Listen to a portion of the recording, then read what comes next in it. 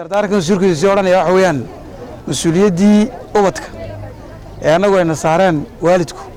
ayaa idin chemical ku wareejinaya waxa la sharaxi doonaa qaabka loo soconayo iyo qaabka halka loo gaariyo xawaara lagu soconayo markaan yar dhagaana isku furno taas boqol oo nidaam la noqon maadaama shirkadna ka socotaan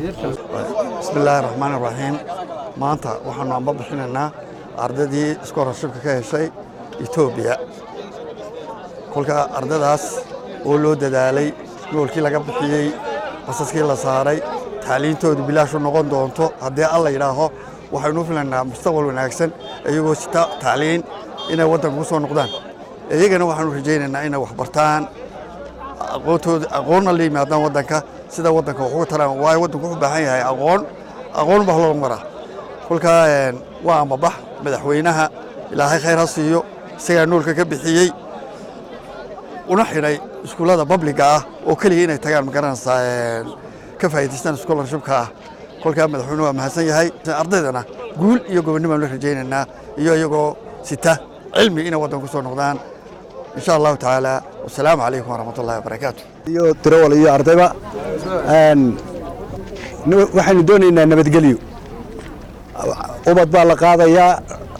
dhalintii wadanka weeyaan wadadana maraysan wada looga bartay weeyaan warar xuna fara badan 13 gaari marka isku daba gashaan waxa la doonayaa sida militariga inay u socotaan oo isu daba gashaan oo midna mid aanu dhaafin sumcad xumada shirkadda ha u keenina wadanka ha u keenina ilaaliya ubadkaasi waanu idinka horeyn doonaa wasaaradda gawaarideedu way idinka horeyn doonaan waana idinka dambeyn doonaan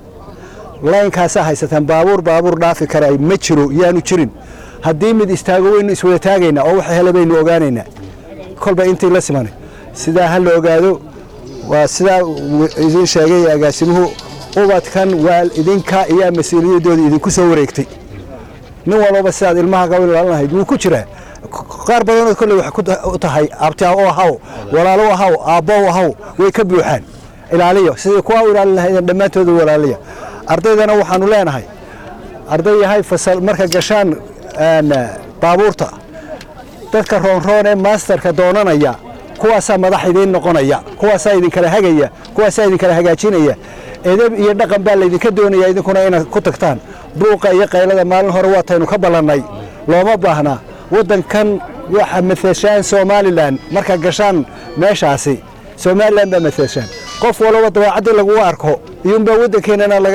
laga qaadanaya la oranaya ama wadad miir qaba ama wadad waalan waxbarasho u tagaysaan ilaahay ha idinku gargaaro magaca wadanka sare u qaada wadaniyada sare u qaada jacalaada wadankiina ummadaha u tagi doontaan wax la baranaysaana si wanaagsan wax ula barto oo dabeecad wanaagsan yeesha السلام عليكم ورحمة الله وبركاته. سأني سكو غانو.